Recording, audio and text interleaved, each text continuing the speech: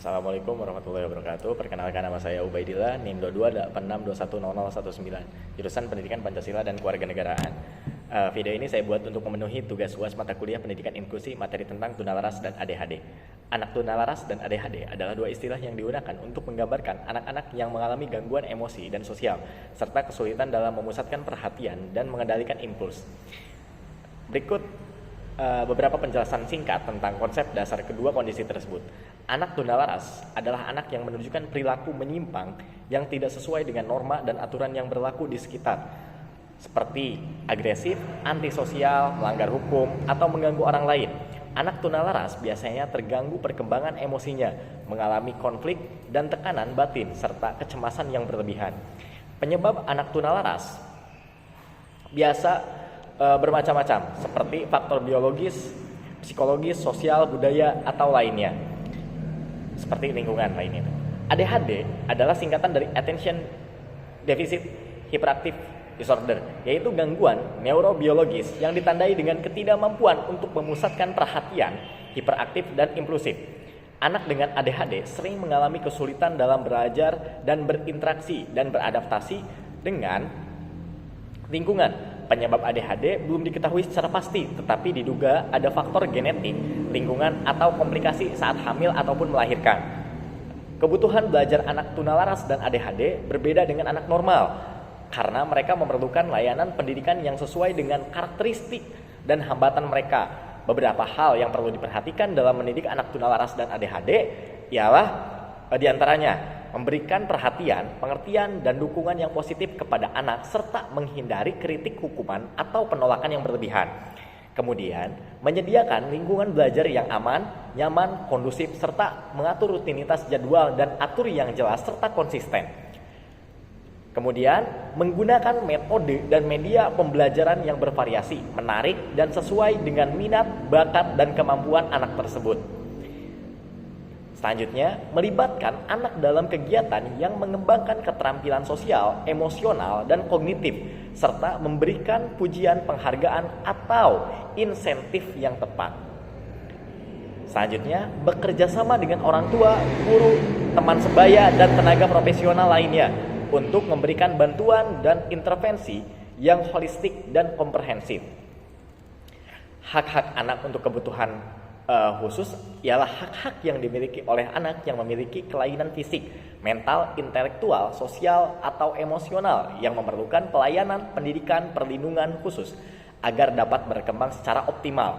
Beberapa hak anak kebutuhan khusus antara lain: ada hak untuk memperoleh pelayanan khusus untuk mencapai tingkat pertumbuhan serta perkembangan sejauh batas kemampuan dan kesanggupan sang anak, sebagaimana telah diatur dalam pasal 7 Undang-Undang Nomor 4 Tahun 1979 tentang Kesejahteraan Anak.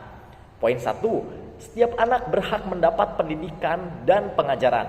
Poin 2, negara menjamin hak anak untuk mendapat pendidikan dan pengajaran yang memungkinkan perkembangan seluruh potensinya, kemampuan mental dan fisik, bakat, dan kepribadiannya. Poin 3, setiap anak yang telah berusia 7 tahun wajib mengikuti pendidikan dasar yang diberikan oleh negara dan wajib lulus pada akhirnya.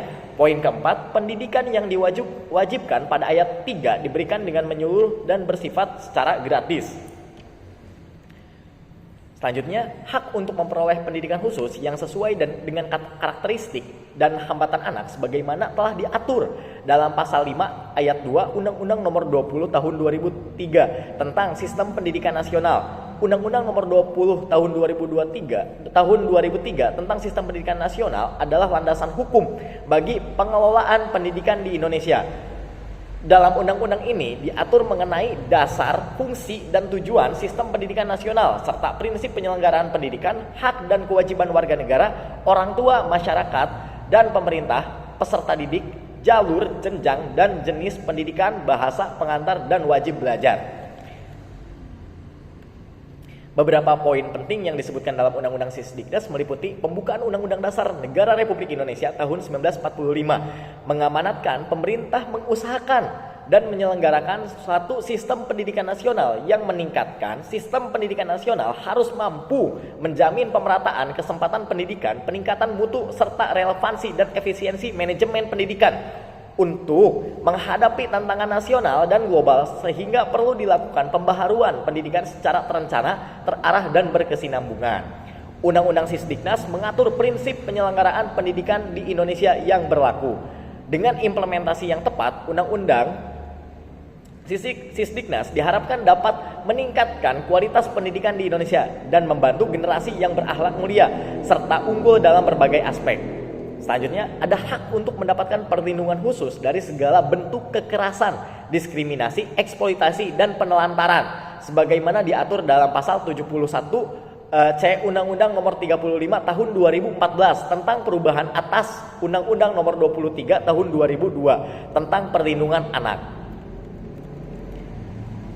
Kemudian, hukum yang mengatur tentang hak-hak anak kebutuhan khusus di Indonesia adalah Peraturan Pemerintah Nomor 78 Tahun 2021 tentang perlindungan khusus bagi anak.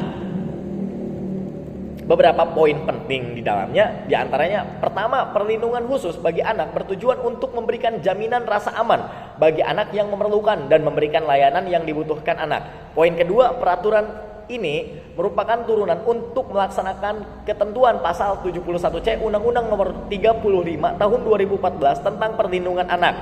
Poin ketiga, peraturan ini mencakup 95 pasal dan terdiri dari beberapa bab, antara lain ketentuan umum, perlindungan khusus bagi anak yang memerlukan, perlindungan khusus bagi anak yang berhadapan dengan hukum, perlindungan khusus bagi anak yang menjadi korban kekerasan, dan perlindungan khusus bagi anak yang memerlukan rehabilitasi dan reintegrasi sosial. Poin keempat, peraturan ini juga mencantumkan daftar anak yang perlu mendapatkan perlindungan khusus, antara lain anak dalam situasi darurat, anak yang berhadapan dengan hukum, anak dari kelompok minoritas dan terisolasi, anak yang dieksploitasi secara ekonomi dan atau seksual, anak yang menjadi korban penyalahgunaan narkoba, anak yang menjadi korban pornografi, anak dengan HIV dan AIDS, anak korban penculikan, penjualan dan atau perdagangan, anak korban kekerasan fisik dan atau psikis anak, korban kejahatan seksual, dan anak korban tindak pidana terorisme.